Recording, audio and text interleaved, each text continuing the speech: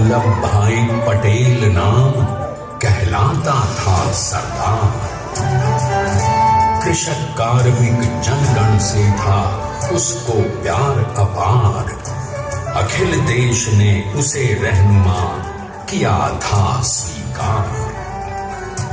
गांधी बापू का शिष्य, सत्य अहिंसा का अवतार, किंतु एक भारत करने को धर लेता हथियार।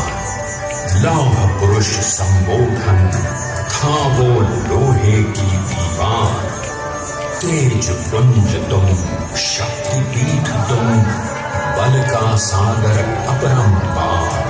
ऋणी देश का नम्र नमन तुम स्वीकारो सम्मान।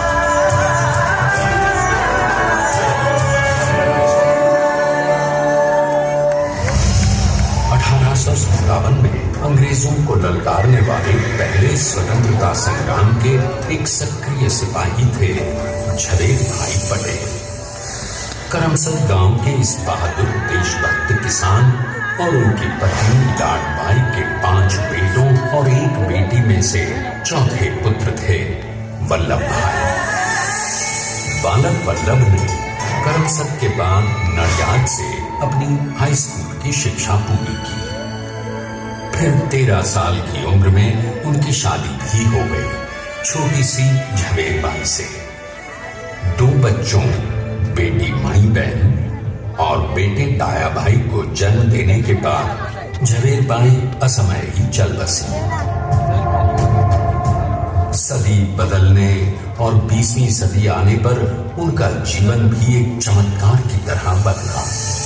लीडर का इम्तिहान पास करके वो वकालत करने लगे।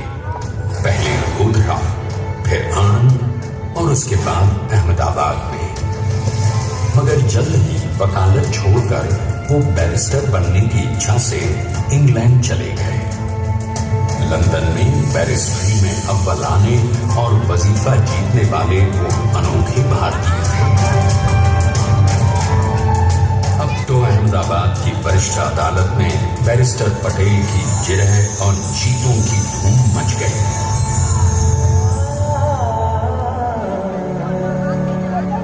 तभी एक युग पुरुष ने वल्लभ भाई के जीवन की धारा ही बदल दी। दक्षिण अफ्रीका में सत्याग्रह के अहिंसक अस्त्र से गोरे शासकों को सबक सिखाकर भारत वापस आए बैरिस्टर मोहनदास करमचंद गांधी से मिलकर वल्लभ भाई ने अपने कुछ वर्षों से सीखे विदेशी व्यवहार और संस्कार हमेशा के लिए त्याग दिए और अब वो अपने खेड़ा के किसानों को हक दिलाने के लिए बापू के साथ आंदोलन में कूद पड़े। अब उनके पैरों में जूते नहीं, गांव की धूल थी। हृदय में भारत भूमि की शस्य श्यामला धरती। मन में थे गांधी और मस्तिष्क में एक नए स्वतंत्र भारत का सपना।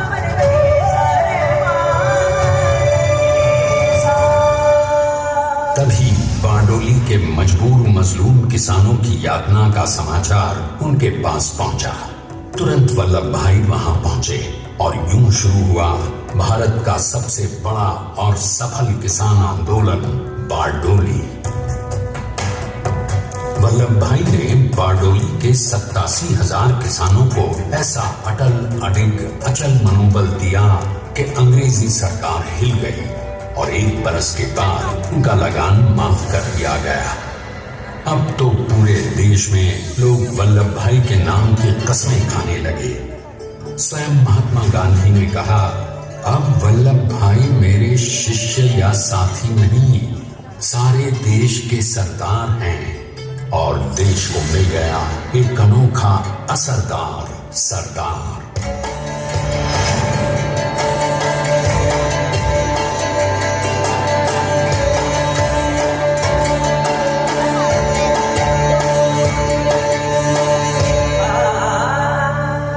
सरदार पटेल के नाम और देशभक्ति से अंग्रेज डरकर कांपने लगे।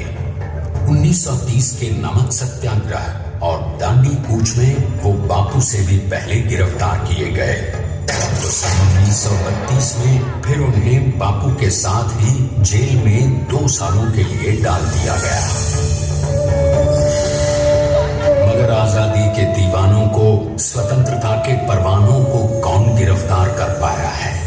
जेल से छूटते ही सरदार को कांग्रेस के नए राष्ट्राध्यक्ष पद पर चुना गया और उनकी सरपरस्ती में राष्ट्रवादी भारतीयों ने तमाम ब्रिटिश सूबों में जीत हासिल कर वहां अपनी स्थानिक सरकारें बनाई।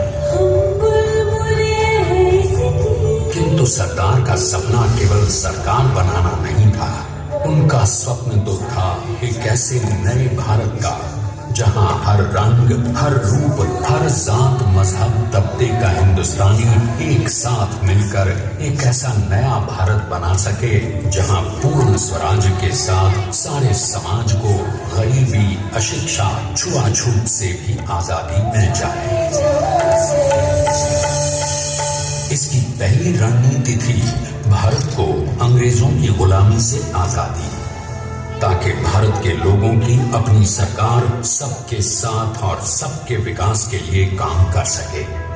बापू की अगुवाई में अब देश ने अंग्रेजों को अंतिम चेतावनी दे दी, करेंगे या मरेंगे, क्विट इंडिया, अंग्रेजों भारत छोड़ो। बस फिर क्या था, संघर्ष की रणभेरी बची। 3 सालों के लिए सरदार पटेल को भी सत्याग्रही नेताओं के साथ जेल में ठूंस दिया गया। 2 सालों के बाद अंग्रेजों को बापू के सभी शिष्यों और साथियों को छोड़ना पड़ा।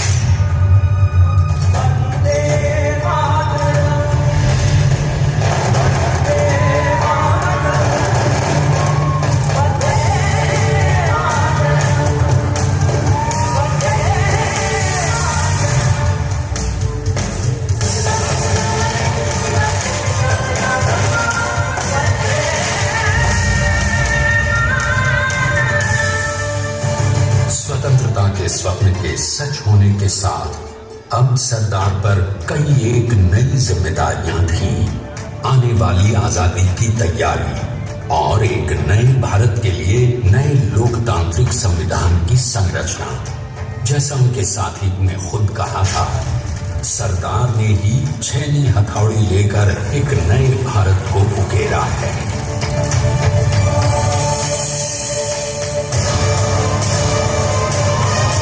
स्वाधीनता तो प्राप्त हुई, लेकिन खंडित भारत में भी उठते विभाजनवादी अंधकार को अभी दूर करना था। जब देश के खंड खंड होने का भय उत्पन्न होने लगा, तो सरदार ने निर्भय होकर खुद अपनी केंद्र सरकार और साथियों को भी चुनौती दे डाली और जम्मू कश्मीर को बचाने के लिए सारे देश का आकाश वायुयानों से भर गया।